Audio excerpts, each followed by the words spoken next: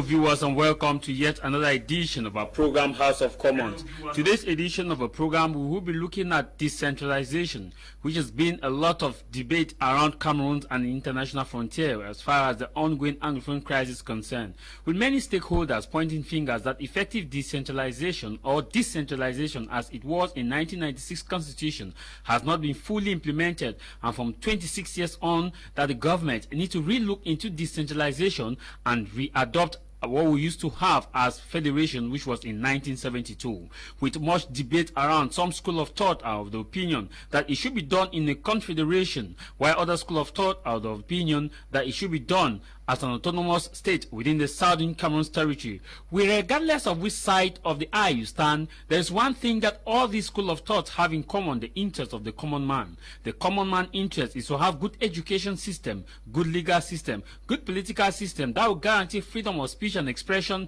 with a right to protect individuals of their diversity, and with a right to ensure that the economy boom. It is not an issue of position, but it should be an issue of interest. But within the ongoing Anglophone crisis, when it started in 2016, we saw the interest position, and now we are more of people looking at it from the position perspective. A school of thought is saying that it must be achieved through federation. A school of thought is saying it must be achieved through decentralization, and a school of thought is stating that it must be achieved through separation, and a school of thought says a referendum should be conducted to determine the fate of the people. The question now is, what is the interest of the common man? As the lion has now produced its own historian, the story of the horn is being told to glorify the hunter. This is House of Commons with me, Tamai Jarvis. This is House of Commons with me, Tamai Jarvis. This is House of Commons with me, Tamai Jarvis.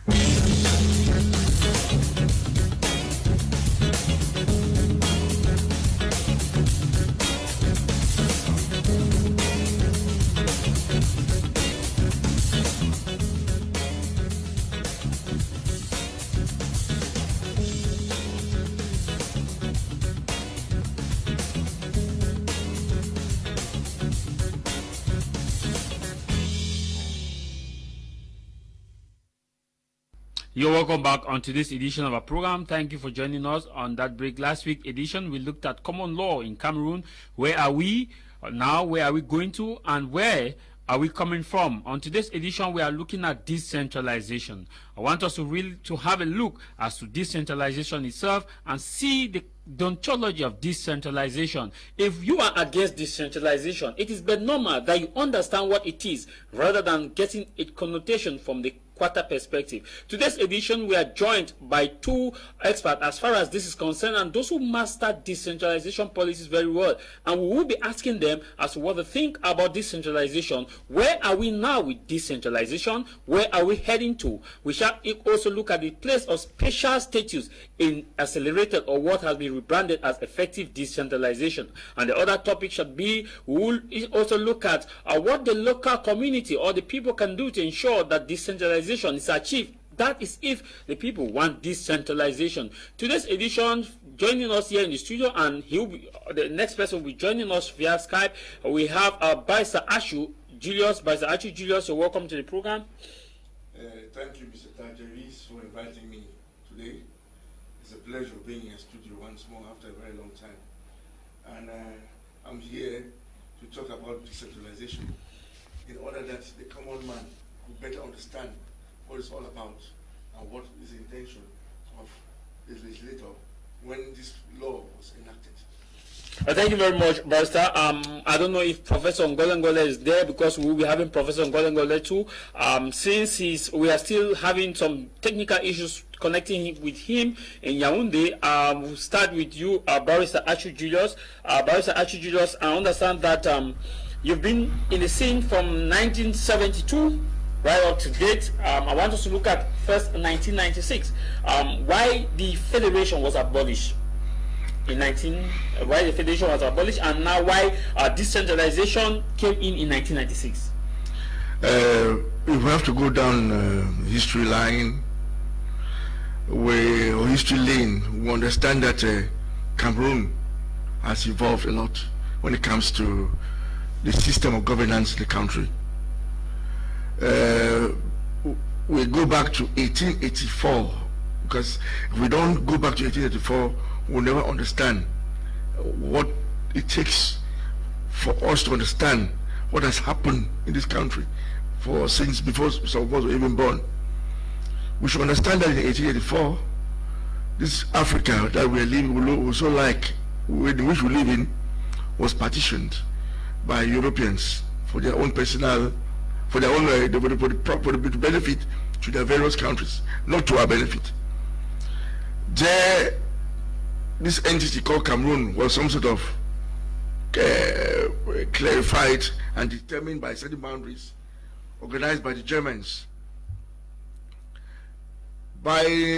After the First World War, around about 1917, when the Germans were defeated in Cameroon, there was this so-called treaty called the I think Simon Milner Agreement, something like that. Simon Milner Agreement. Yes, that partitioned Cameroon into two countries, where we have the former West Cameroon that was called Southern Cameroon at one point in time, and the former East Cameroon, which was a French direct control country. What happened was that Britain took over its own part of the Cameroon and used the system of indirect rule to govern it, while the French had a complete control over the French part of Cameroon. At that time, Cameroon, breach of the British control, was divided into two. You have the northern Cameroons, and the southern Cameroons, with always an S.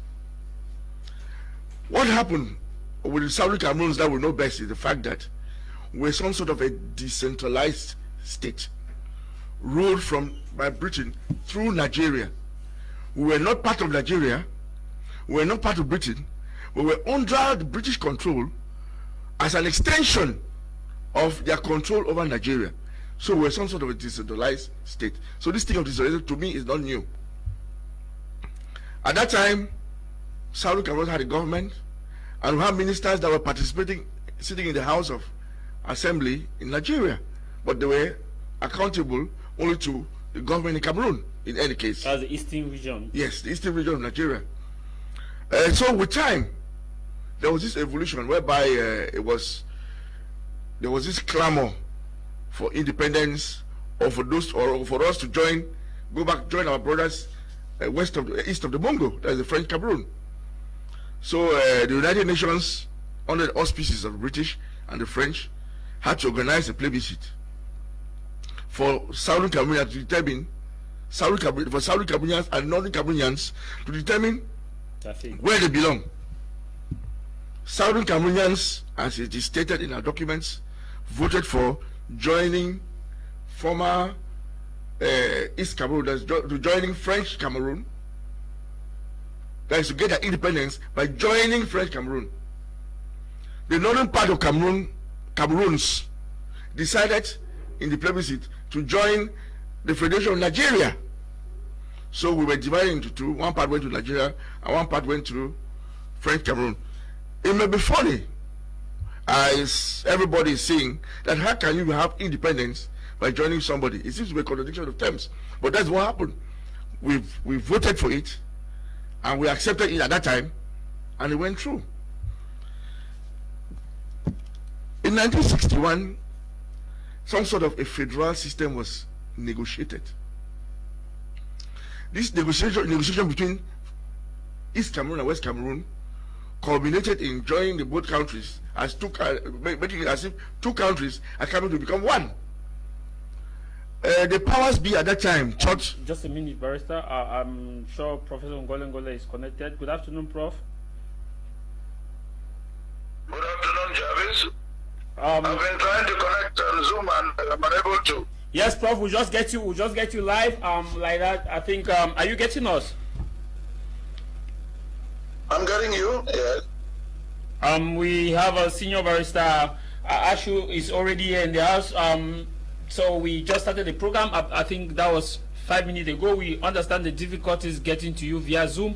We hope that subsequently we'll get to you via Zoom. I hope so too. And my regards and warm greetings to the learned barrister Achu Julio. Good afternoon, Lele Professor. It's a pleasure hearing from you. Good afternoon, sir. Good afternoon, Barrister. Good afternoon. Okay, maybe before you continue, let me get to Prof. I'll get back to you.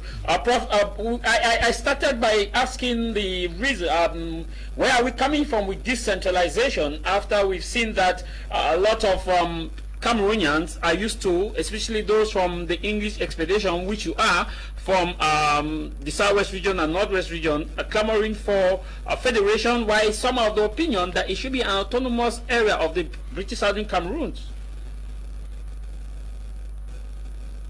Yes, Jarvis, I'm talking to you as a son of from the Southwest region, and I think that we have a lot in common with our brothers of the Northwest region, given our history. I think that what we have to understand is this, that the founding fathers who created the nation of Cameroon 60 years ago intended for us to overcome our colonial history, to overcome our tribality, in other words, our ethnicity, to overcome our cultures and our diversity, in order to move forward ahead and build the new nation. Yes, decentralization was created in 1996 with the 1996 Constitution, and it somehow was very slow in coming, and the President of the Republic at some point hit his hand on the table and demanded that it should be accelerated.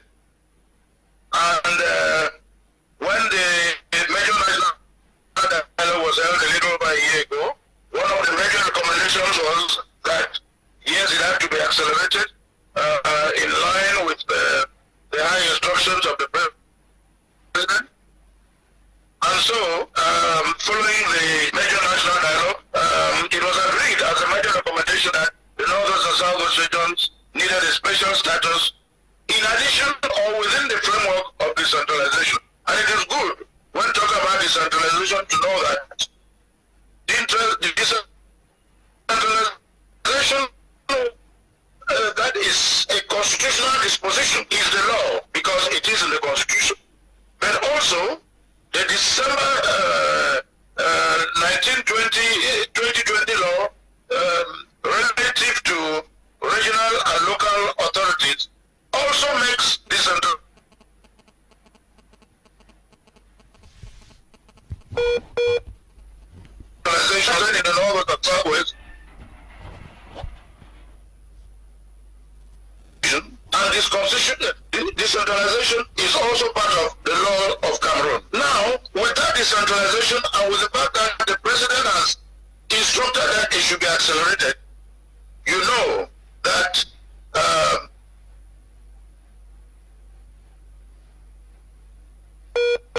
and the regional houses have been put in place because the regional council or regional assembly authorities, executives are in place. They are obviously coming up with their internal bylaws, and obviously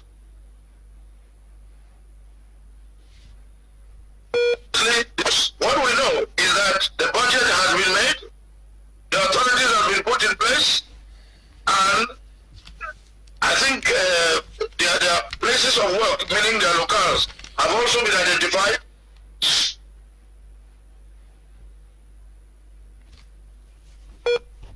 Decentralization is in force. It is for us to know what do we do with it. Okay. I think that we have, yes. Okay, Prof, we're coming back to you. I want to ask you this follow-up.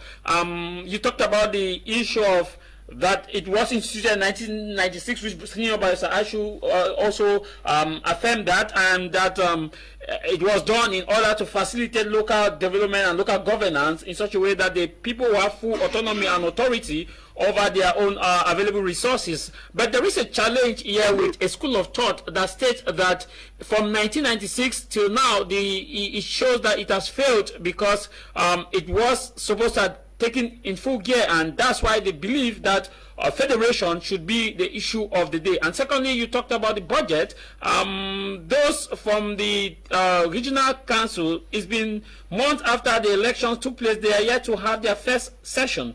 Is it because their budget is not out, and what could be the slow pace of this? I think, first of all, we all agree, and I think that we are not all agreeing because we are from the two English-speaking regions. We agree because we are bona fide citizens of Cameroon. Yes, from 1996, it took up to 2020 or 2021 for us to get to where we are now. So it was slow, but the fact that it was slow does not amount to, or is not tantamount to failure. Decentralization has not failed because, one, the Constitution is still a constitutional provision. That provision has not been cancelled. Two, the law, the December 19, 2020 law is still in place. So as long as the Constitution has provided for decentralization, as long as there's a law relative to it, it has not failed. It's still on course. We agree that it was slow, but since the major national dialogue and since the presidential instruction, we now know that it has been accelerated, and the various actions have already been taken, including the elections and the putting in place of the executive. So we cannot say it has failed. And the alternative to decentralization does not necessarily have to be a federation because, first of all, federalism is not in the Constitution. It is not a constitutional provision. Secondly, the laws of Cameroon do not make room for federalism. We all know that in our history, we tried federalism for 11 years, from 1961 to 1972, and we decided voluntarily, without any force, that in a referendum that they should disband federalism, and we opted for a unity system. And we have had a unity system since 1972, except that the unity system from 1972 to 1996 was a centralized unity system. And in keeping with the wishes of the people for greater autonomy, greater freedom, greater advantages, the president went along and decided that they should decentralize the unity system. And since the 1996 Constitution, the unity system has been decentralized. It is no more a centralized unity system. Yes, we agree it was slow, but you cannot say that since the major national dialogue that it is slow. Now it is accelerated, it is on course, and so the talk of federalism is really beside the point, and federalism cannot be the alternative because it is not the law and it is not in the Constitution. Okay. And finally, and we should also say that we shouldn't forget that the president in the 2018 elections ran for the elections on a political platform of decentralization and not federalism. Oh. And the people voted for the president on that platform of decentralization by almost 72%. So talking about federalism is almost like talking against the Constitution. Talking about federalism is talking against the law. Okay. Talking about the federalism is talking against the political platform on which the president was elected in 2018. Prof, let me, before coming to senior barrister, actually, maybe I'll do a follow-up. I'm sure the then President Amadou Ahidjo had a constitutional mandate given to him during the Fuban conference for a federation, which it was stated that it should be based on a two-state federation, and that you talked of the issue of constitutional provision, that federation is not a constitutional provision of Cameroon, granted, but was it decentralization the constitutional provision of Cameroon prior to 1972? And if the referendum which was conducted, if it was to be conducted, should it have been for the entire Cameroon or those for North and Southwest region to determine if they want to outrightly move from federation to decentralization, as stipulated during the 1961 come together for a one Cameroon with federal state? The answer is very simple, Jarvis. First, you know that Cameroon is on its fourth constitution. We had a constitution in 1960, which was for the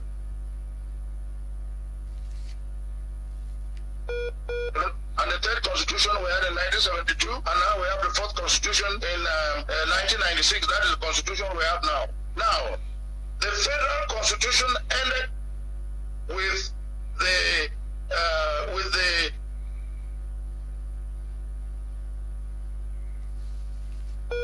'82 constitution.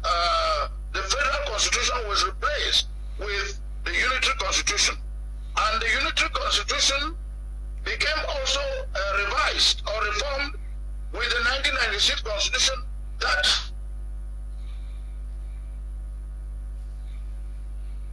from a centralized unity state to a decentralized unity state. So, as far as the question of the referendum of 1972, whether it has to be conducted only in the federated state of West Cameroon,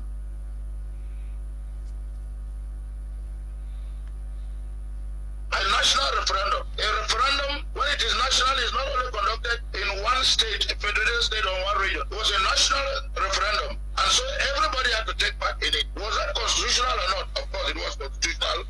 Was it legal or not? Of course it was legal. Was it legitimate or not? It was legitimate.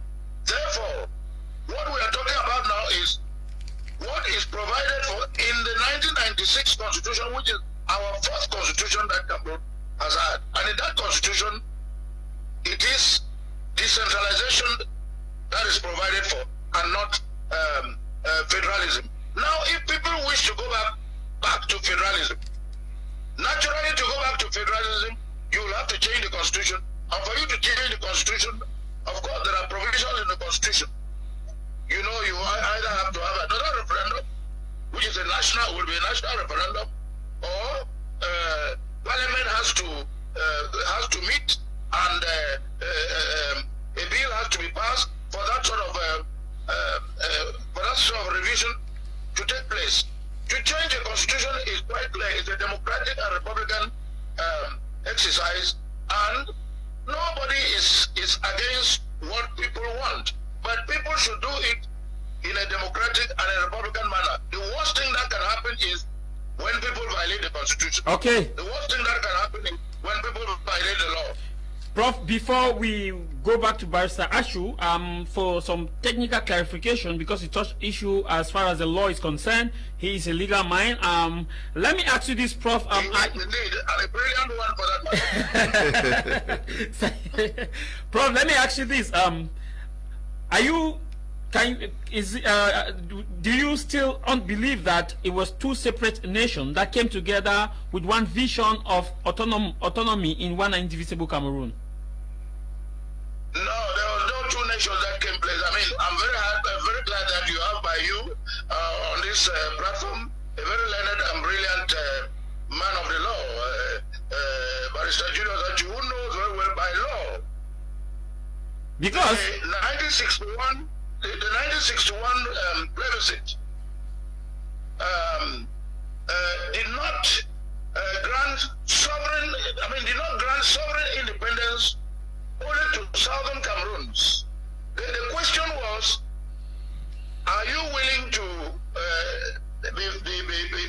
have independence by joining the Republic of Cameroon or the Republic of Nigeria? And that same question applied to British Northern Cameroons and British Southern Cameroons. And at the time when that question was presented to British Northern and Southern Cameroons, neither British Northern nor British Southern Cameroons were an independent state. They were not sovereign. But at that time, the Republic of Cameroon was a sovereign state. So the referendum did not grant sovereignty to British Northern or British Southern Cameroons. That is why, as you can see, in the case of British Northern Cameroon, that answered the same question in the same plebiscite. The issue of a sovereign nation of British Northern Cameroon does not arise. If that be the case, why would you imagine that the issue of a sovereign independence British Southern Cameroon should arise? Rather, from a political science standpoint, what the plebiscite of 1961 did was to ensure that by the British Southern Cameroon joining the Republic of Cameroon, they were from that point onwards, by dint of that decision, or by dint of that plebiscite decision, they now became part of the sovereignty of the Republic of Cameroon and not an independent, sovereign Southern Cameroon. Okay. That is why, even in the case of British Northern Cameroon, you have never heard, and I know that you are a brilliant journalist, you have never heard that the British Northern Cameroon has ever claimed or laid claim to any sovereignty or to any independent status. They have been part of Nigerian independence, sovereign independence since 1961, just like British Southern Cameroon has been part of the sovereign independence of the Republic of Cameroon since 1961. Okay.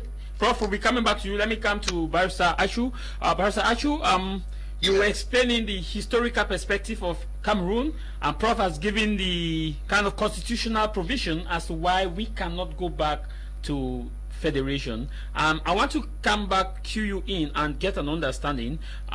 In law, they say law is made for the living, and it should not be repugnant to natural justice. And when we look at the context in where we are today, with some school of thought clamoring that we should go back to federation, is it not time for us to still look at the laws again and tell our members of parliament to relook into the current dispensation of the North and Southwest region and see how it can be readjusted for peace to reign in Cameroon? First and foremost, it is not because we sit somewhere and request that it should be regarded, it should be revisited, or it should be done, or things should be looked at in one way or other for it to happen. It has to be a political will. It has to go through a political process.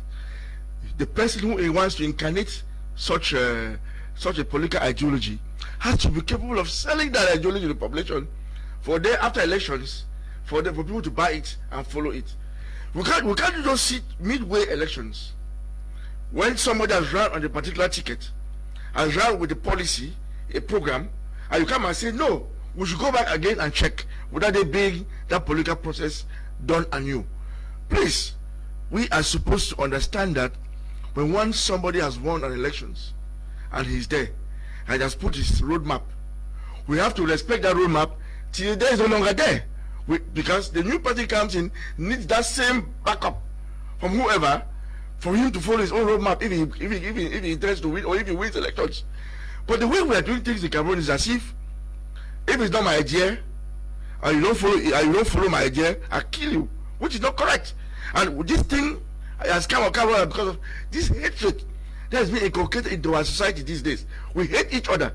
We don't seem to think that we should abide by the law that has been put by the person who has been voted by a majority of people. A handful of people come on and say, no, we don't want it, let it be changed. And it's not supposed to work that way. We should understand that Southern Cameroons and Northern Cameroons, as the learned professor said, were not independent entities. They've never had independence on their own. They were attached like decentralized units of different countries of Nigeria. The northern part as well as southern part were attached as decentralized units of Nigeria and ruled by indirect rule from Britain. But that is a fact. It is only after 1961 that this idea of independence came in, where the southern part voted to join French Cameroon, which was already a country, and the northern part decided to remain with Nigeria as a full country. You should understand that President Ajo in those days challenged the decision of the northern part of Cameroon that joined Nigeria and the United Nations and lost the case. So that's treated a legal precedent. That if Ajo challenged the referendum, the plebiscite that took place in northern Cameroon and lost, it goes without saying that the plebiscite that Southern Cameroon took to join French Cameroon is already a given. There's no way nobody can change it as it is. But you see, along the line, those who were there at that time decided on certain issues. You and me were not there. I'm sure most of us were not even born by that time. They said, okay, we want a federation. At that time, I remember there were about 6 political parties in Southern Cameroon.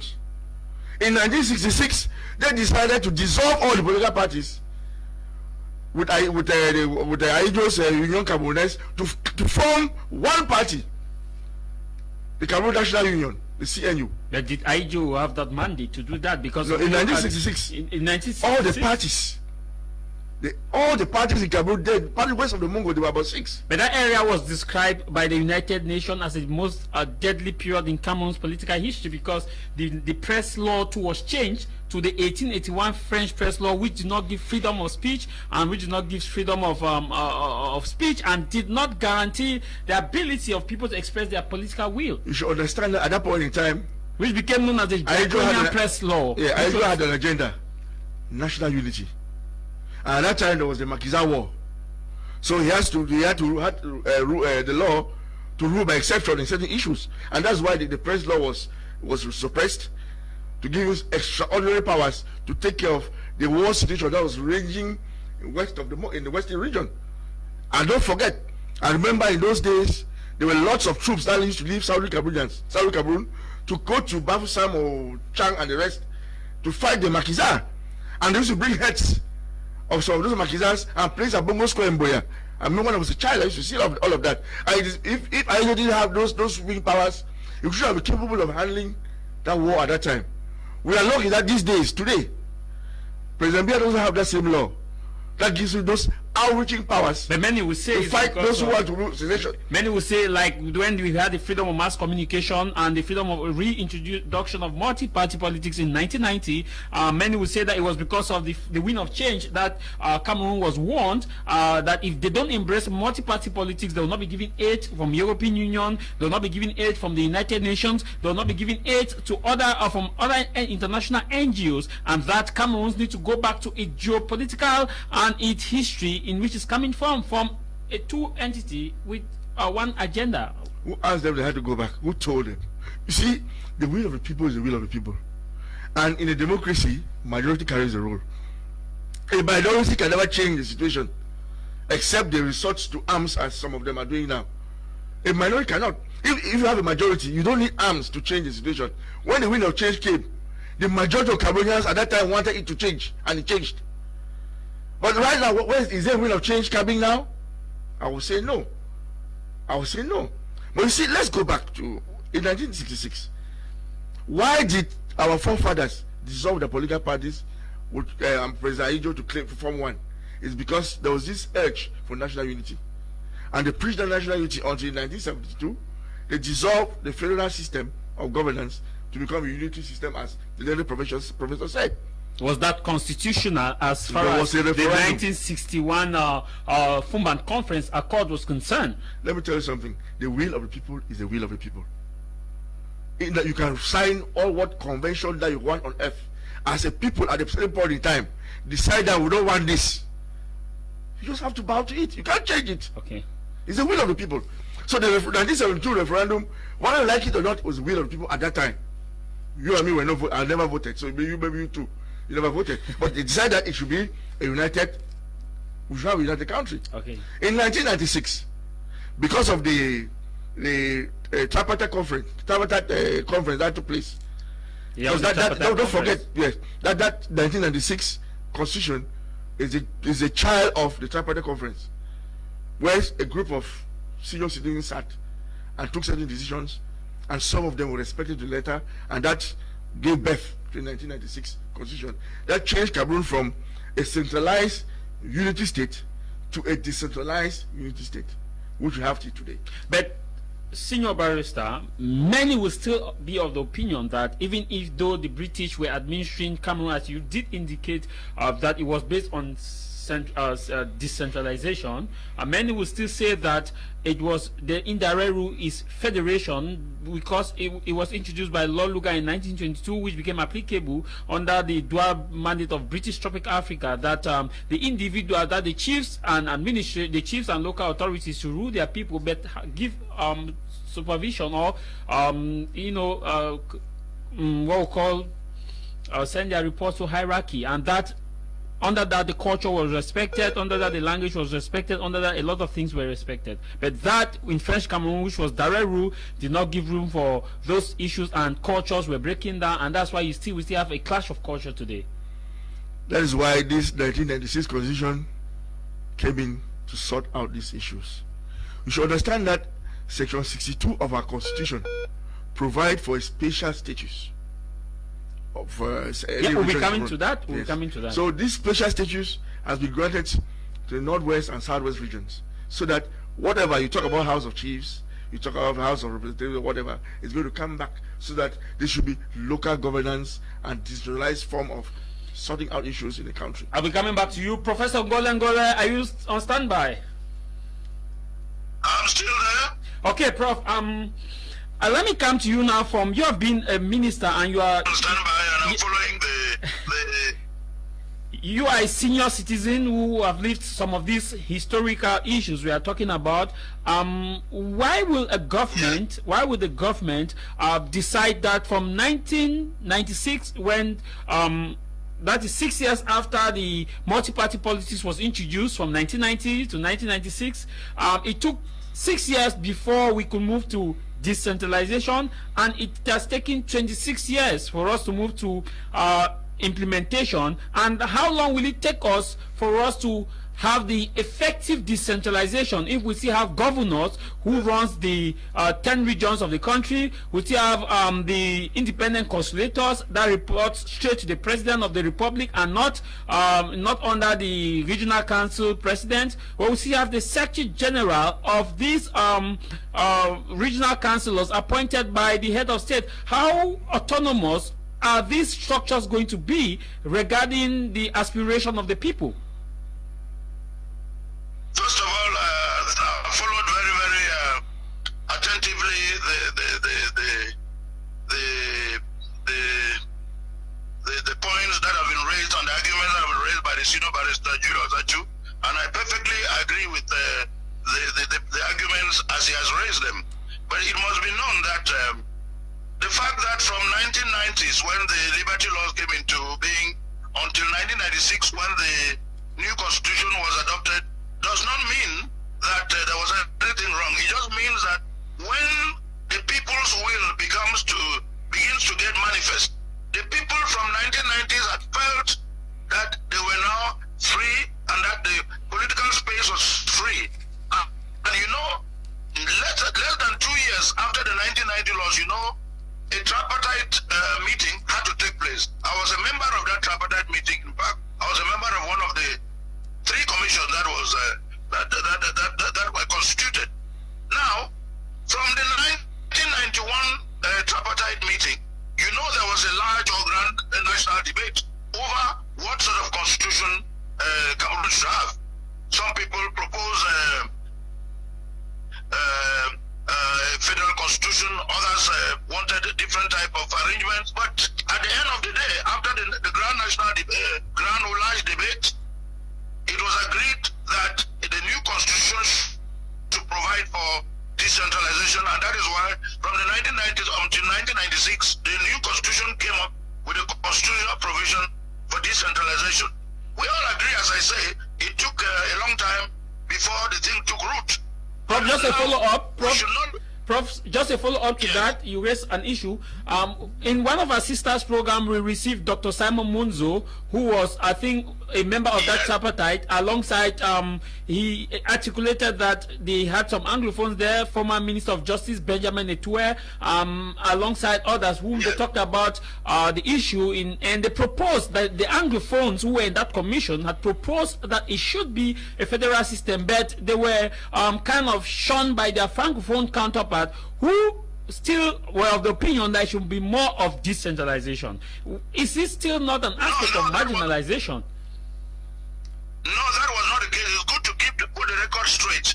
In the 1991 tripartite meeting, it's good for you to know, because I was a member of the tripartite meeting, it's good for you to know that Dr. Munzo was a delegate or a participant as a CPDM participant delegate.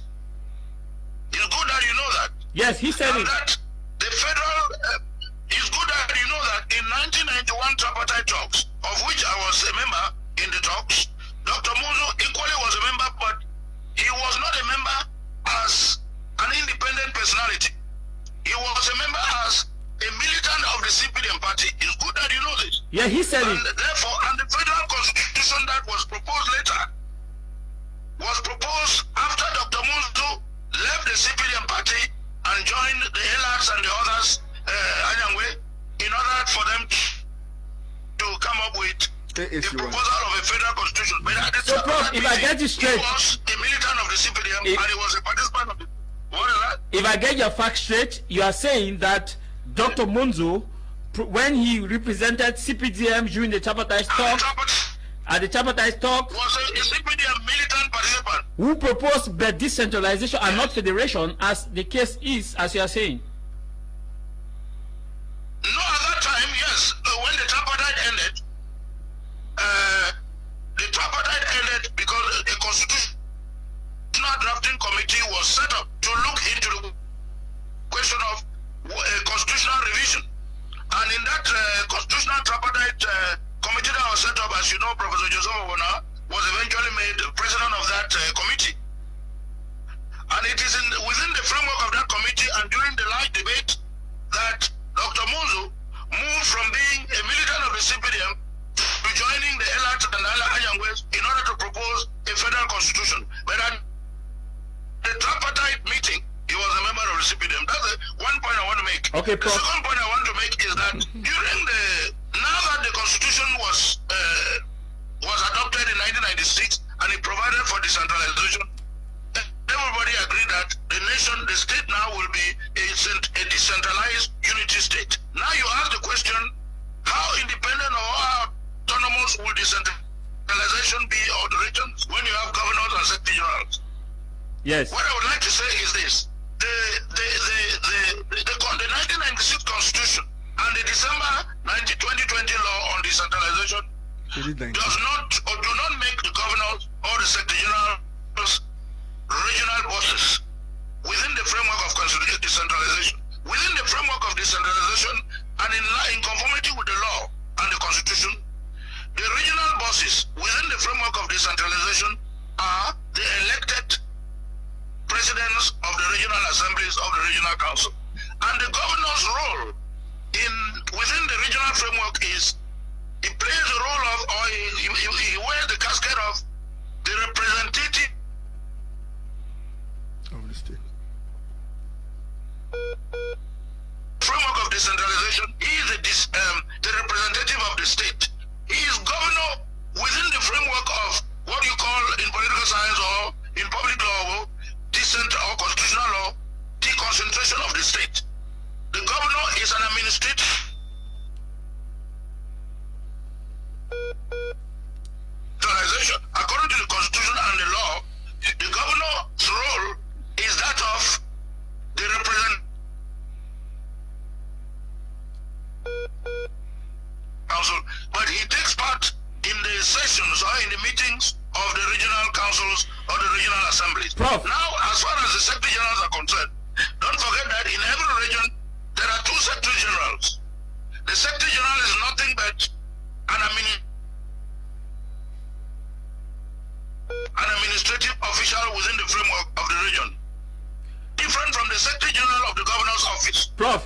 So, neither does the secretary general nor the governor impede or diminish the powers or the autonomies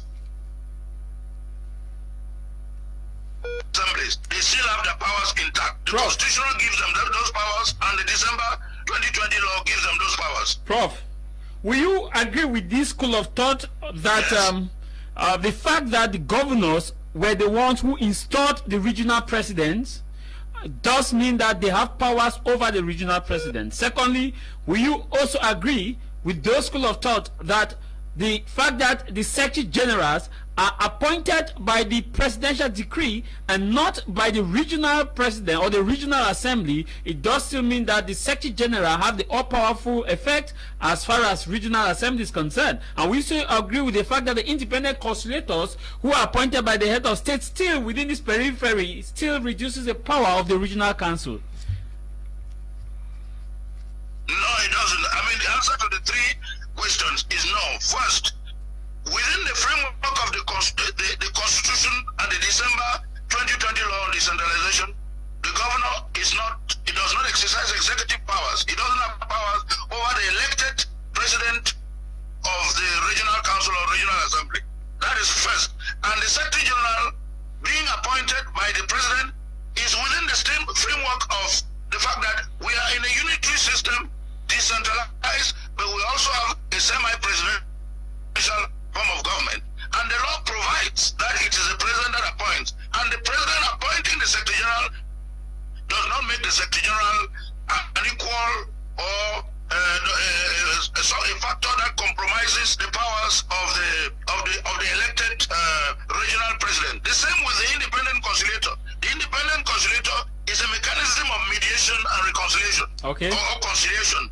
It is not meant to compromise or diminish the powers of an elected president of regional council, because neither the Secretary General nor the independent conciliator are elected. Therefore, they cannot have powers equal to or above those of an elected presidential regional president. Okay, Prof, we're coming back to you. Maybe Barrister Archie, you want to react to some of the issues that were raised? Yes, we have to make a distinction between the special status that the Northwest and South region have with the rest of the country. In the Northwest and Southwest, we have what we call regional assemblies. Yeah, I want the rest of the country is regional councils. Status itself. For the second part of this, I want us to look at because Prof raised an issue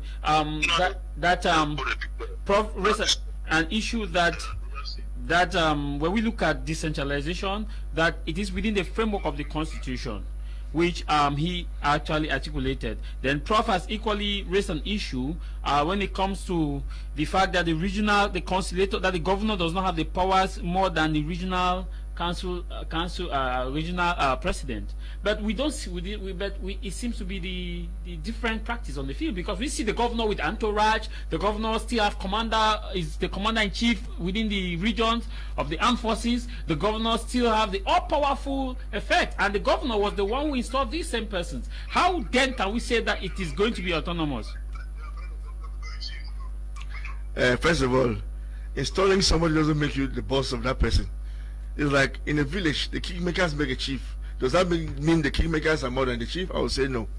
It is just a legal provision that states that the governors should install the regional presidents. Period. It's a law. The law is provided for that way. We have to respect that law. You should understand that the governor doesn't interfere with the responsibilities that have been conferred on the regional presidents. His only duty is counseling or controlling the legality of acts that are undertaken by the regional president. Steadily, the governor participates in regional council meetings or the regional assembly meetings with just a consultative voice. He doesn't vote or doesn't decide where people should vote or how people should vote. So you understand? This thing which is still new in Cameroon, for it to succeed, depends on the personality of the regional presidents. You know, in Cameroon, if you sit on your rights, people will stand on you. So the regional presidents are supposed to be capable of knowing the limits or the extent of their rights to make sure that they impose themselves on it, because they are elected officials, not administrative appointed. They're not appointed administratively. That's the difference. But what I would like you to note, as per the Constitution, the boss of every region is the regional president. Senior Barrister Ashu, let me come to you, Ashu, Barrister. We have the senior divisional officers. We have the governors of the region. We have the secretary generals. We have two secretary generals of each region, as Prof articulated. That's the governor has the secretary general at the governor's office. The regional assembly president has a secretary general. Now we have the senior divisional officer, we have the mayor, and all these personalities. Are we not going to have a clash if we are supposed to go by these, rather than preferably taking a federation which will just simplify the entire structure, that governors are elected by their people and they form the assembly and they move over with their tax, and we don't have this too much what we call administrative bottlenecks and resources being wasted? Because one of the reasons why the government abolished federation was because the government felt that it was too expensive. The government never abolished anything, but the constitution was changed to fit into the society as it is, because there's been this clamor for local government management of issues. So the government so this constitution was changed. Yes, Prof. to fit the times. Okay. Let me come to Prof before coming to you. This quick one, I want Prof to react to this. Prof, where are we now with decentralization? Because people are kind of confused that it would take it took us 20 years to rebrand it to accelerated decentralization, and people are stating that it's because of the Anglophone crisis that made the president to hit his hand on the table and says yes, decentralization should be accelerated, as the people who are agitating will push forward the agenda of federation and possibly separation. That's why they are kind of proposing a backdoor end for decentralization. Where are we now with decentralization, in few words? Is this that the elected representatives of the regions, meaning the regional councillors and their executives, are in place. They have begun work. They have met in their preliminary sessions, and I think their envelopes are being, their budgetary envelopes are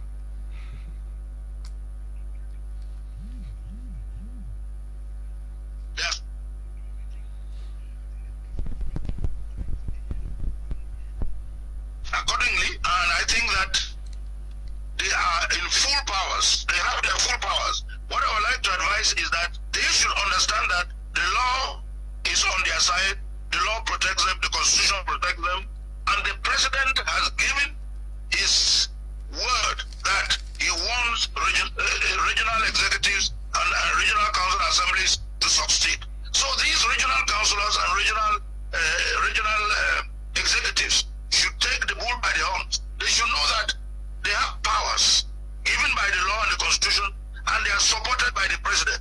Let them use those powers and deliberate, take decisions, use the budget that will be allocated to them, and do the work for which the people expect them to do. If there are any problems, don't forget that the law provides that they can go to court if they are not able to work with the independent conciliator. They can also go to court. We live in a state of law and lawyers, and we have a senior barrister who is the man of the law. Yep. These regional councillors and the executive, they are free to go to court. The courts are open because we live in the rule of law, in a state of law. And so let them get to work. Let them understand that decentralization is for them. They have the powers given by the law and the Constitution, and the president supports them. Let them not wait. Let them not make as if they are suffering from an inferiority complex. There is no inferiority complex. Yeah. Decentralization is for them, and in particular, the special status that the senior barrister Aju talked about earlier. We'll be coming to that. Special status. We'll be coming to the special status. Special advantages and special powers to the regional assemblies of Northern and Southwest. They should seize the opportunity, use those special powers and those special advantages, and not be allow themselves to be victims of an inferiority complex. No, the law is there. Everybody knows what the law is. You can read it. The lawyers are there. The courts are there. Prof, to get clarification on this, I think 2 Sundays ago I brought Senior Barrister Ngole, who was on my panel, and he talked about the issue of regional assembly, in which he articulated that the members of the regional assembly in Boya, per se, that's the entire bureau, don't have a budget yet, that their budget is being worked upon in Yaoundé, and that the person who is supposed to come and the structure, people who are supposed to take contract to do the development, to refurbish their office in Boya, that is coming, proposals are coming back from Yaoundé. It does put us to this question: how much autonomy are they going to have? Because they are still at Akimbo. They are not in front, they are not behind, they have not had their first ordinary session, or perhaps they could be waiting for firm instructions from the head of state. No, what I know is that the law gives them the autonomy.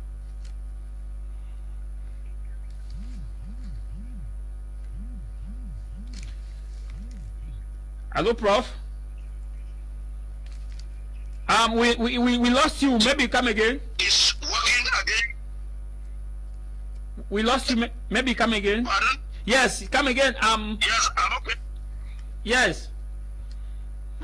Yes, anybody who delays the process now will be working against the instructions and the will of the president, and will be working against the spirit and the letter of the law and the Constitution. I think that the people have spoken. They voted during the last regional council elections. Anybody who tries to delay, I know for at least, that the minister in charge of decentralization is a serious man and is bent on ensuring that the will of the president, the instructions of the president, and the will of the people are delivered. I don't think that there will be any delay as far as the budget is concerned. I think that everybody is on board. What needs to be done is that let our people in the northwest and southwest, the regional councillors and the executives, let them not be skeptical. Let them not be suspicious. Okay. Let them not be doubtful. Let me get to... Let them know that the law is with them, the constitution is with them, the president with them. Let them seize the opportunity and get to work. If there is any delay, they have the right and the power to go to court. Okay. Because we live in a republic which is where there are laws. Okay, Prof. I will be coming back to you, Senior Vice Achu. Prof raised an issue of decentralization that they have their minister, which is there. But there was an issue. I think you are a legal mind that can help us on this. With late Mayor Paul Erikinge, when he had an issue with a quarry center in which his minister did not support him. When the quarry issues, he had an issue within the quarry. The minister of decentralization, people were lukewarm at supporting his action. I don't know if you're familiar with that situation in Joburg. Yes, I learned about the situation, and I had an opportunity to talk with the late guy to tell him that, look, first of all, you're a politician, and secondly, there are certain issues that you manage in a particular way. As you see, the leader of a council, the personality of the leader of the council determines how that council is going to work. Same as the leader of the region. If the leader of the region doesn't have that personality to know how to get what he wants, they are going to face problems. This boils down to what the learned professor says, inferiority complex. You see, if you are a leader of a council and you have a problem with maybe the SDO or the DO, what do? There's hierarchy. You write. He's saying that if you cannot get it, which is provided for by the law, there's an administrative court. You go to court.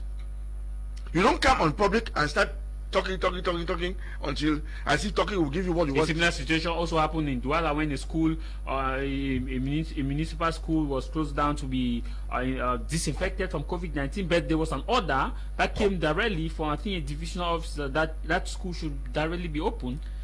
You know, there are issues when it comes to interaction with public policy. You need to be in tandem with administrative authorities. For example, you cannot say you want to come and block a street, knowing fully well that street is so busy and that people are using it, and you accept and you expect the SDO to allow you to block that street. You can't say you send kids to school because you want to disinfect the school, which is good. But what costs you from reorganizing yourself? You transpose these kids to somewhere else to continue their studies while you are disinfecting the school. You see, that's what I say. When once you're a leader of a council, you have to have the personality that commands respect. So that when you're taking decisions, nobody counters it. Don't have a complex, go for it. Before this lady, Lord Mayor died in Joburg. Did you hear him? Have you heard him talk again? He has understood. And the shocking thing is that they now pay quarry money to the council. But nobody talks about it again because he has understood how to do it. He's not coming to the public and shouting. So in essence, our elected officials need mentorship. Of course. The first thing, when this decentralization issue came out, I said the first thing we need to have is to train the actors. Because if you don't train them, they always have these difficulties. Okay, Senior Barrister Ashu, before we go to the second topic, and with Prof who is on standby, I'm sure he's getting us, from your perspective, can this effective decentralization protect the common law system of Northwest and Southwest region? Yeah, illegal mind. Of course it can. It first of all depends on who are the actors. That's the first thing. They should be capable of galvanizing their population to know what their population want. Don't forget that in every council there's at least one individual from each village.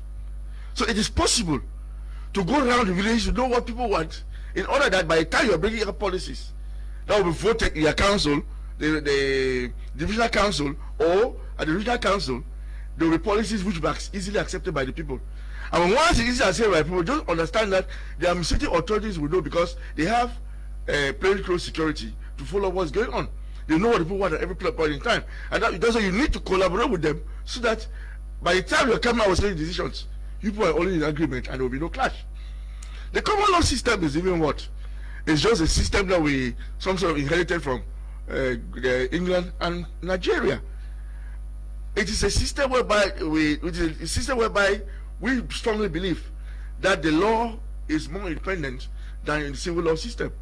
So what does it take for a municipal council or the mayor of a council to do? Contact the players on the ground. Okay. Meet the bar council, meet the notary publics, meet the bailiffs, meet the magistrates, meet the administrator to understand, because you who's being elected, you are not supposed to have everything in your head. You're supposed to do what people want, and to know what people want, you must also know what they are, what they're up for. Last week Sunday, I spoke with Barrister Ntoko, Senior Barrister Ntoko, and Senior Barrister Nkia Emmanuel, who still articulated that the Minister of Justice have a direct control over the bar. Then how do you write to the bar, which the minister appointed still have control over? In every country, the government will always have control over everything. There's nothing in a country that can be independent without the control of the government. First of all, that's the first principle. But the issue is, you are supposed to be capable of collaborating with the person who is controlling you. Okay. If you go in for a clash, you get a clash. If you go in for conciliation, you get conciliation. You go in for in-roots, you get in-roots. You go in for out-roots, you get out-roots. That is how, that's what means our government. Governance is not an issue of always clashing. You should know how to reconcile issues. You should know how to meet people, to talk to people. That's why I say the personality of a leader is always very important in every situation. How you tackle the problem is how you guys going to do, is the way you're going to tackle issues with your population. But as I said, the first thing is know what you want, and if you know what you want, present it to your people, and if they accept what you want and they vote it, okay, that's what you know. You have to know how to implement it, because you know, after deliberations of a council meeting, or at the regional level or at the divisional level, you have to implement the deliberations of that council. What do? Okay. If you use force, you get force. You use guile, you get guile. You conciliation, you get conciliation. Senior Barrister Achu Julius, briefly, where are we now with decentralization from your perspective? We listen to that of Prof. The first thing I noticed is that because I know after the law of 1996, after our constitution, and the first set of councils that were set up, I happened to attend one of the meetings in Yaoundé of the councillors of the country.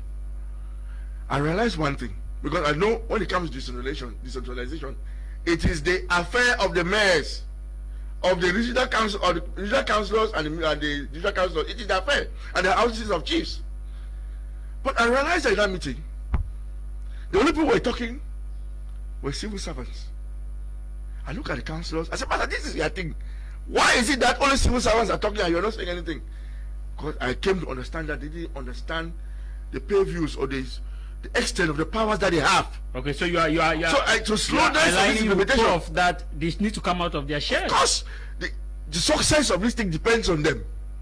If they fail, or they are shy to use the powers that they have as per the law, I'm sorry, this thing will still not go forward. Maybe it's because of investitures. But because they just to put in place, it's just barely 1 year they've been there, and I think I would like that we give them another year, because frankly speaking, when the financial year started, their budgets were not yet ready, and I'm very certain most of those councillors have not yet prepared anybody, especially the councillors. Barrister, there's something in economy that we call speculatory, precautionary, and transactionary motive, and therefore precautionary or speculatory motive, where something is an emergency, like the regional council. By default, the government is supposed to dip his hand to a particular coffers and set this because this is an emergency, and the government believes that it will help reduce the tension. Not how can the government dip his hands and help them where they themselves have not made a budget? So everything the regional council, the first thing they should do is struggle to make a It budget. means the issue with them not having money is because they have not made their budget. How they going to operate?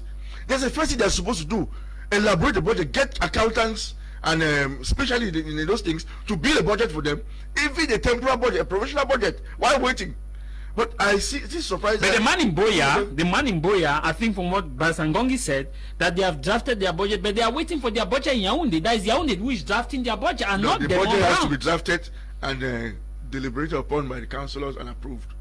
But how come it's Yaoundé that's drafting their budget? That is, I'm sure my learned colleague has his reasons for saying that. But as far as I know, From what should be. all they did is prepare, elaborate the budget, vote it out as a law, convey it to the government for execution.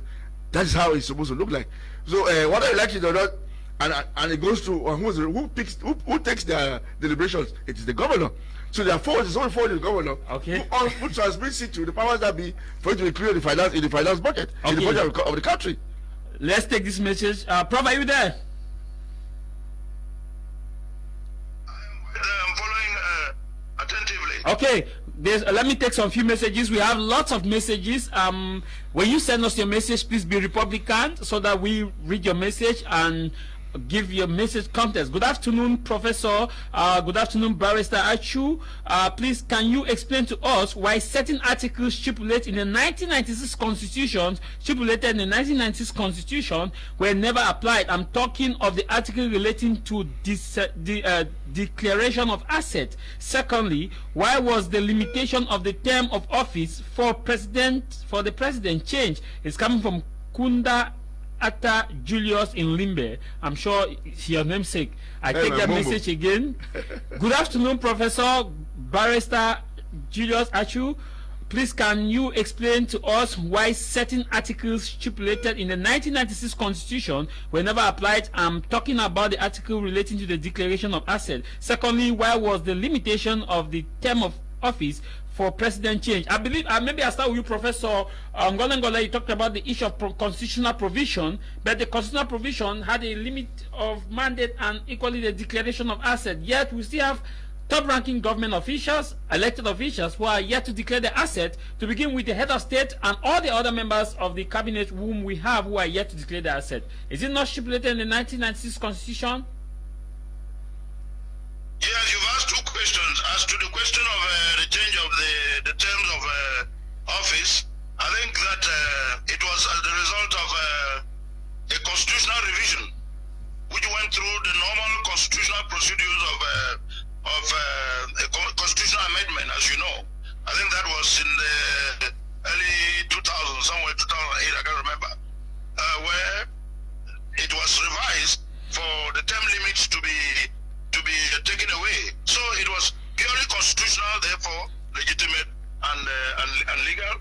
As to Article 66 that you referred to, relative to the declaration of asset, there's no doubt that in the spirit and letter of the Constitution that has that provision, everyone expects that that constitutional provision should be implemented by now. But I think that that article also provides, the Constitution provides that there has to be some sort of law to enable that article to be implemented. But as far as I know, in the spirit and letter of the Constitution, that article is still in force.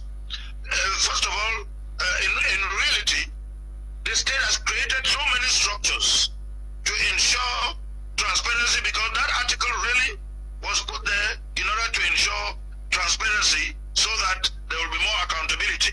So, and from what I know, so many structures have been put in place by the state, Kupunak and constitutional, audit chamber and others, state control and others, and if to make sure that what this article intends to do, those things are being done.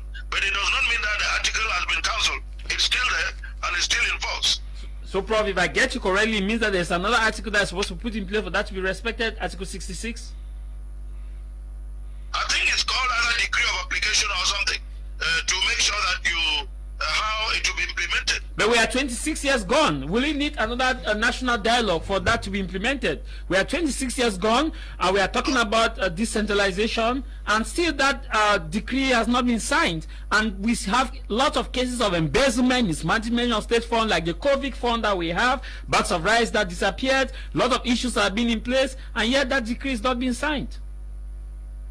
No, the article, that decree, the fact that it's not signed on, that, I mean, already those who are engaged in the phenomenon of embezzlement and so forth are being punished, as you know. They are being prosecuted, the courts are doing their work, and they are being judged, and some are being sentenced. So, the work of the state in terms of ensuring accountability and transparency, that is going on. We know people have been prosecuted and have been sentenced, and we know that others are being pursued.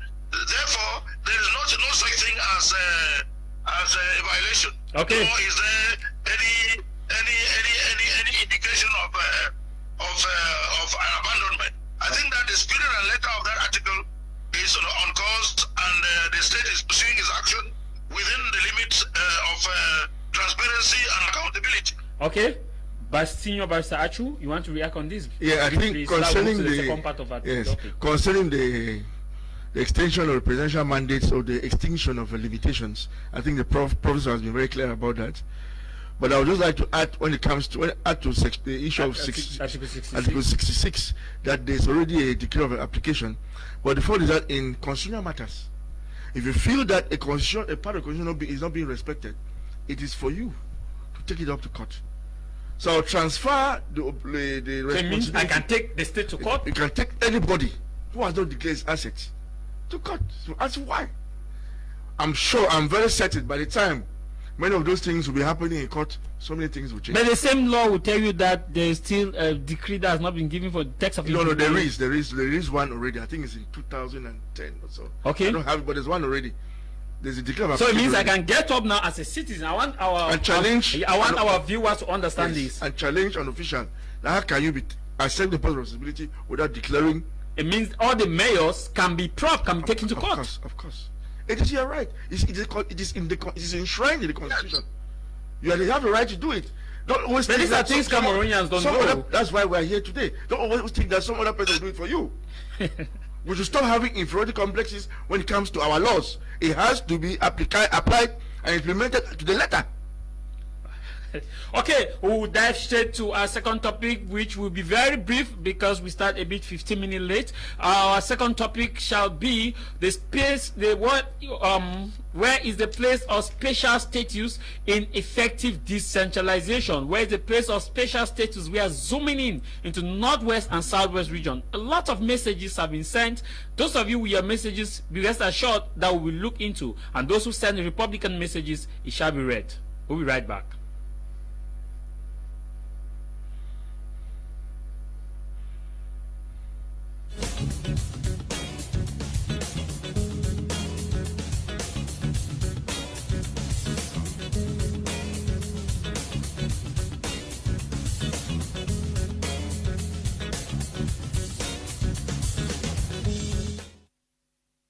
You're welcome back from that transition. If you are just joining us, we are looking at decentralization. Lots of you have written to me that why is it that we brought just particular set of persons in the studio. Remember that House of Commons, we decided from last month to have a change of face on the program. It is 2 weeks ago we had federalists. Another week ago, that was last week, we had federalists and a confederalist. This time around, we want to get the other side of those who are of the opinion that it should be effective decentralization. It is political education we are giving here. And next week, we shall have all these key stakeholders of those who want decentralization, federation, and confederation, of people who are policymakers who have a clear view as to where we need to be. Remember that every opinion counts, and we are talking about building Cameroon and not destroying Cameroon. Barrister Achu, thanks for joining us. Thank you very much, Mr. Tad Jarvis, for inviting me once more into your program. And in Yaoundé, we have Professor Elvis Ngole, an elite who is from the Southwest region. Professor Ngole, once again, thanks for joining us and for accepting our invitation despite your very busy and tight schedule. It's always a great pleasure, Jarvis, and it's even a greater pleasure sharing the same platform with my good friend and brother, the senior and learned barrister Julius Achu. I begin with you. You were at the Grand Major National Dialogue. I know you have understanding as far as what happened during the Grand Measure National Dialogue. Last week we had two people who attended the Measure National Dialogue who were federalists and confederalists. You were of the opinion that decentralization should be put in place and a special status be accorded to the peace-loving people of North and Southwest region. Where is a place of special status? Where are we now with the special status first? And where is the place of that special status to accelerated decentralization? Yes, the special status, as you know, was one of the major recommendations of the Major National Dialogue. So it was a recommendation which has been accepted and is being implemented. And the question is, what is that special status? The special status is this. One, the special status is a recognition by the state of Cameroon that the Northwest and the Southwest regions have certain specificities in terms of their culture, in terms of their history, in terms of their way of life, and in terms of their ways of reasoning. That sort of recognition is constitutionally guaranteed, legal, and the President of the Republic has also manifested that he recognizes that the North and the Southwest are special. We should be very grateful that we live in a country where the state has recognized our specificity. Secondly, because the state has recognized that we are specific compared to the other 8 regions, the state, within the framework of the special status, has accepted that in the way the regional, in the way decentralization will function, it will function a little differently in the Northern and Southwest. That is why, within the framework of the special status, in the Northern and Southwest, you have regional assemblies instead of regional councils in the other 8 regions. In the North and Southwest, you have independent conciliator, when in the other 8 regions, you don't have independent conciliators. In the Northwest and Southwest regions, you have a second chamber, meaning you have a bicameral legislature. The second chamber, which is the House of Chiefs, headed by the Vice President of the Regional Council, who must be a chief. That is not the case in the other 8 regions. These are 3 special arrangements that are different from the way the regional councils function in the other 8 regions. And the first specificity and special advantage is that in the Northwest and Southwest regions, the House of Chiefs deliberates on its own, differently from the divisional delegates, and they come up with certain resolutions with respect to the classification of chiefs, with respect to other issues, while the divisional delegates also deliberate under the chairmanship of the President of the Regional Council. They deliberate and also come up with certain things concerning education, concerning their common law system, concerning the public works, and so forth and so on. So the organization and the functioning of the regional of decentralization is completely different in the Northern and Southwest compared to what obtains in the other 8 regions. That sort of specificity, that sort of special arrangement, that sort of recognition, we should understand that we should be happy and be grateful that we are part of a state which recognizes our specificity. In other states, it's not necessarily like that. What is now our duty and our challenge is that, knowing that this is what the law does, knowing that the Constitution gives us this advantage, what do we do with this special facility that we call the special status? What we have to do is, we have to understand it, we have to be able to master it, we have to be able to use it to the fullest, and we have to be able to use our creativities to make sure that we benefit the most out of this special status. The special status gives us a chance with our creativity, meaning the creativity of the regional councillors and with the executives. It gives them the chance to use their creativities to come up with new ideas, to come up with projects, and to come up with all kinds of arrangements to enable them to accelerate their local and regional development. That is great. That tells you that with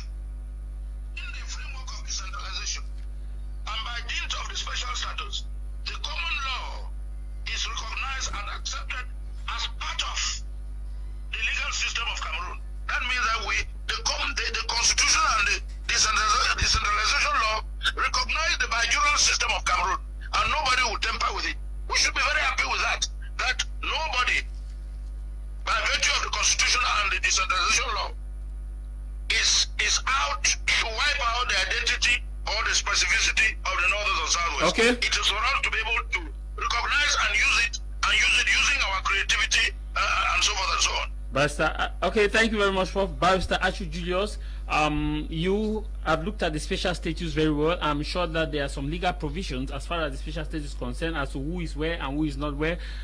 I want to get this clear. Where are we now as far as that special status is concerned? Where are we now? And possibly, where is that place of the special status in that decentralization where we have a similarity in other regions, like the regional councillors in other regions, and you earlier talked about that we have House of Assemblies? Yeah, you know, with other decentralized countries like Ghana and Kenya, wherever there's an assembly, which is going to be the legislative organ, there's going to be an executive organ, and there's going to be a judiciary organ. So you see, in some of those countries, they call them ministers. Those the leaders of those other organs in the regional assemblies are even called ministers in Ghana. So you have regional ministers in Ghana as well as in Kenya. So I see us going towards that direction. You know, the way the civilization has been structured, the main purpose is to keep together the Anglo-Saxon tradition that the former West Cameroonians do cherish a lot. And you see, if you notice from the powers that they have, the main issue to me is education and culture, and that's the basis of the Anglo-Saxon system that we inherited from Britain and Nigeria, and that thing has been jealously handed over to the regions. So you see, if we have a good regional leader, he's going to use his wisdom to implement what the government has given him as powers to do in his own region. As of date, to me, this idea is still very new, and we will give a benefit of doubt to those who are in place to implement this thing. We should make sure that we help them to learn or to understand more what they are up to, than to disturb them or criticize them or make them not to do their work. We should go into the law as it is, because the law as it is the law. Whether you like it or not, the law as it is the law that it has to be implemented. So all what the population needs to do is, we need to help these guys to understand this law called special status provided for by the law 2019 of 2000/24 of 24 December 2019.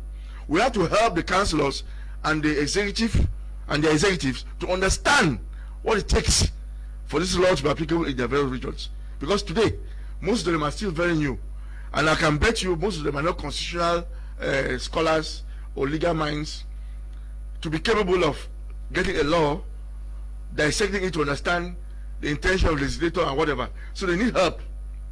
So the first thing we ought to do is to make sure that they are trained. They need seminars and training sessions for them to know their work, to help you and me, the common man. So the first thing we have to do, whether we like it or not, we should train them first. Otherwise, without this training, they will be incapable of doing what they will reach the expectation that the common man needs and the government needs. So training, to me, is the best thing that should happen to them today, because something new, which has been prepared for 1 year. We don't expect a magic, a one to come like that and wave it, and the thing becomes automatic and for everybody to know. It has to take time, and we have to give them that time. We have to honor these citizens who have decided to work for us, because they're working for us, for them to understand what they're supposed to do first of all. Okay. I don't know if Professor Provi, are you there with us? I'm following Barrister, senior barrister, very attentively. Okay. And I agree with him. I agree with him perfectly. But there is a problem here, Prof, with some who are still for the fact that this House of Chiefs, that the way it is now, they are, some are saying that they need to take order, or they need to take laws permission from the top hierarchy before they could call the assembly, before they could have a meeting, before they could have a kind of declaration that is kind of still boiling down to centralization, where everything must be determined by the key stakeholder, like the senior divisional officer, like the governor of the region, like what happened in Kumba, where the chiefs were supposed to have a kind of meeting to talk about the Anglophone crisis, but authorization was not given. Is this still not moving us back to 1996?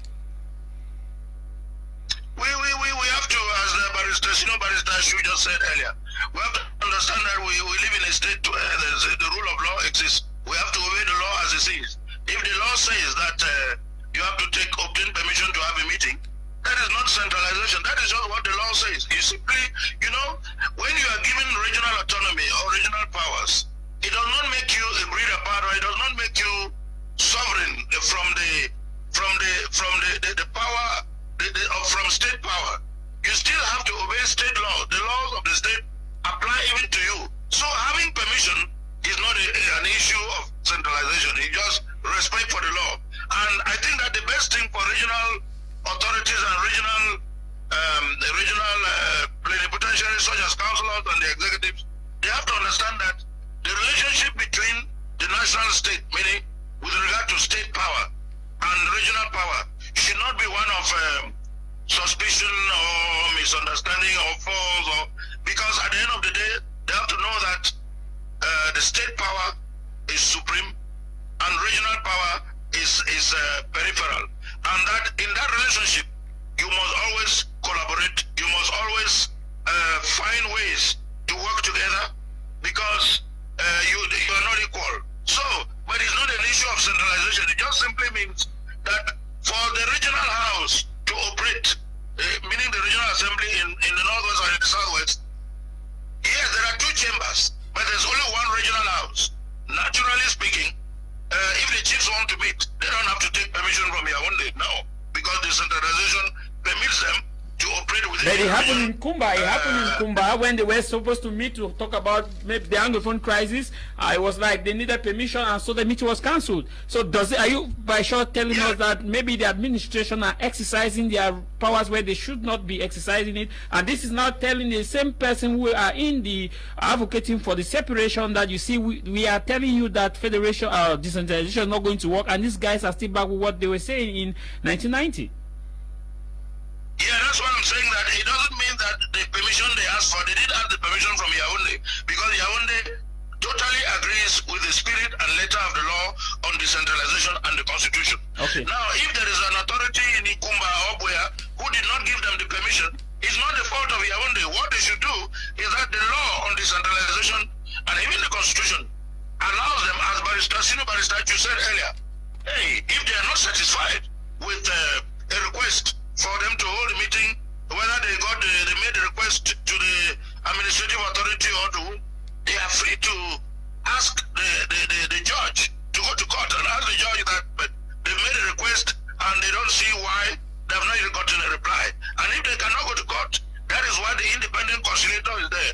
They move to the independent conciliator and talk to him and see, or she, and see how that request can be processed without any suspicion or any misunderstanding or any violence, because in the spirit and letter of decentralization, the atmosphere and it must be one of collaboration, must be one of mutual understanding, mutual respect, and must be one of complementarity. Thank you very much, Prof. Yaoundé recognizes that.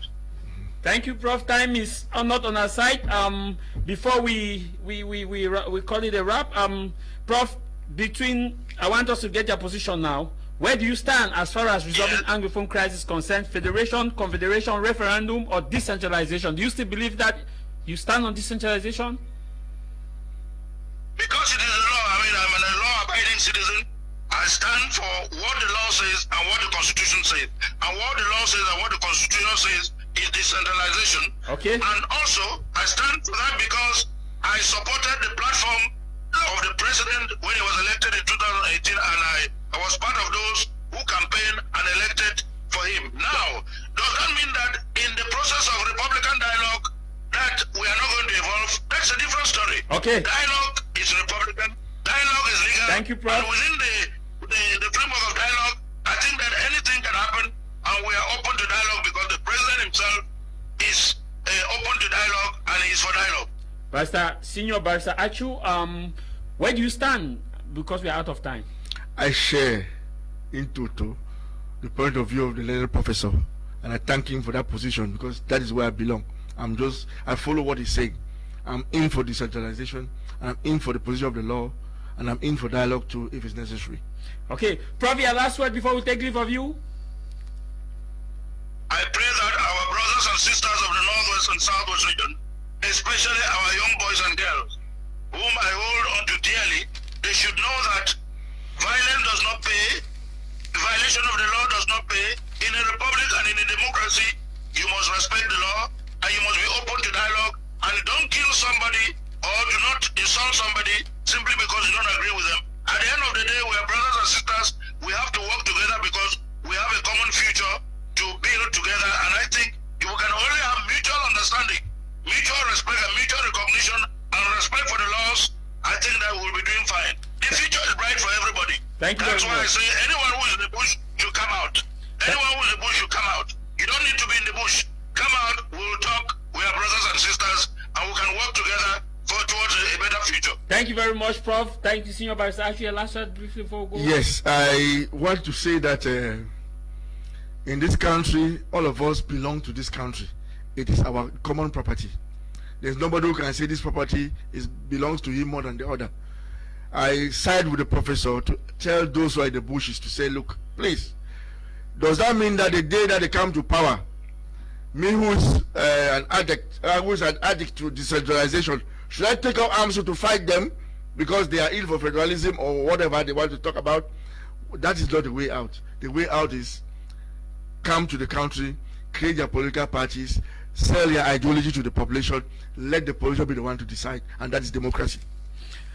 Thank you very much, Professor Ngole Elvis. Thank you very much, Senior Barrister Achu. And thanks to all those of you who took our time to watch our program today. And just to let you know, that it's a series continuation. Next week, rendezvous shall be a full house, where we will also be looking at the aspect of referendum vis-a-vis decentralization, vis-a-vis confederation, as well as federation. And why not also look at why those who think that we should separate are still of that opinion, regardless of the fact that they all stand for one thing: the interest of the common man, good governance, democracy, freedom of speech and freedom of expression, and a balanced development. I leave you with this: no matter the matter, what matter is your matter. No matter the matter, what matter is your matter. And what should matter for you is that stay out of trouble. My name is Tamai Jarvis from Cameroon's economic capital, Douala.